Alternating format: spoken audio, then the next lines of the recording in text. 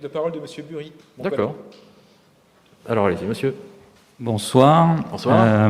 Oui, parce que je vais intervenir sur la restauration scolaire, la restauration collective. Donc effectivement, ce soir, on nous demande d'approuver le principe d'une délégation de service public.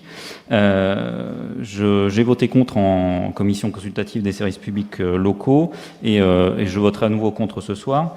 Le principe de la délégation de service public, c'est de dire qu'il faut qu'il y ait un risque effectivement d'exploitation sur le délégataire.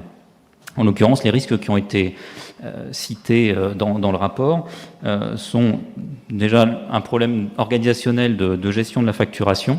Alors ça représente 6000 factures par mois. Alors j'imagine quand même qu'une ville comme Asnières a la capacité à gérer 6000 factures par mois. Et puis là, on va être sur en remplacement une usine à gaz avec des flux de facturation qui vont transiter par la ville, des encaissements qui vont être redistribués, etc.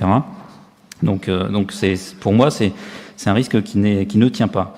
Sur les impayés, alors certes, le délégataire prendra le risque sur les impayés, sur les factures qui auront été émises, mais ce montant d'impayés, ce niveau d'impayés, il est connu. Monsieur Sellier a cité un chiffre. Alors c'était pas exactement celui qui était dans le rapport, mais en tout cas, il est de cet ordre-là. Alors le fait de déléguer en plus la gestion des impayés et du recouvrement de ces impayés à un délégataire, ça amène aussi moins de visibilité de la ville sur ces impayés et peut-être moins de visibilité sur globalement une situation sociale qui peut expliquer les impayés sur les repas. L'autre risque qui a été cité dans le rapport, c'est le nombre de repas. Alors le nombre de repas, oui, il peut fluctuer un petit peu. Maintenant, on peut estimer qu'il va pas y avoir un effondrement du nombre d'élèves qui mangent dans la restauration collective, dans la restauration scolaire.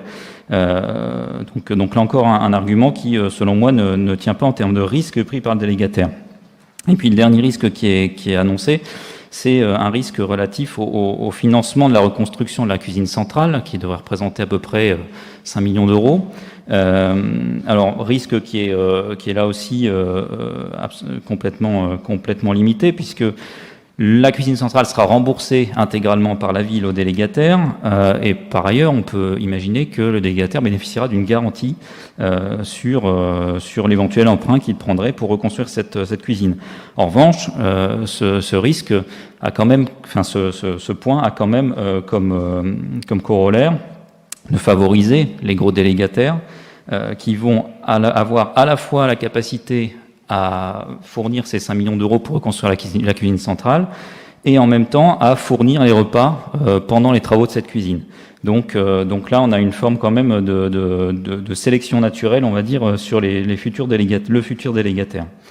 De notre point de vue, donc, le risque d'exploitation est insuffisant et il nous aurait semblé plus logique de partir sur un marché public. Alors la régie, on va l'exclure effectivement, la régie, c'est-à-dire la gestion directe de la prestation par la ville. On est bien conscient que ça représente des difficultés organisationnelles. Il faut du personnel qualifié, ce qui est très difficile dans la restauration collective à trouver. Il faut des circuits d'approvisionnement qui soient en place, qui soient efficaces. Il faut aussi avoir, il y a aussi des difficultés techniques avec des problématiques d'hygiène, par exemple, sur ces prestations. Donc la région on l'écarte. Par contre, il nous semble qu'il y a un vrai risque de requalification de ce contrat en marché public, compte tenu du faible risque qui concrètement est pris par le délégataire, sera pris par le délégataire. Ça a été dit tout à l'heure, la durée de 8 ans nous paraît également extrêmement longue. C'est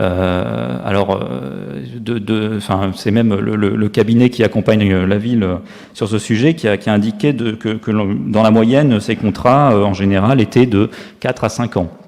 Alors certes, on peut ajouter 2 ans, un petit peu de flottement pendant que la cuisine centrale sera reconstruite, mais ça nous amène guère qu'à 6 ans, 7 ans maximum de contrat. Donc pourquoi 8 ans ? Alors on soupçonne que c'est quand même aussi une décision qui avait une raison plutôt budgétaire, puisque ça permettra à la ville en fait d'étaler sur ces 8 ans ces remboursements de la cuisine centrale. On peut se demander si la ville n'aurait pas pu bénéficier de bonnes conditions de financement pour avoir le même résultat. Et puis, le fait d'avoir un contrat sur 8 ans, ça pose aussi une vraie question sur le suivi de la qualité de la prestation, sachant que la rupture d'un tel contrat, et ça nous l'a, enfin, ça a été très clairement dit, représente un coût. La rupture d'un tel contrat représente un coût important, représenterait un coût important pour la ville.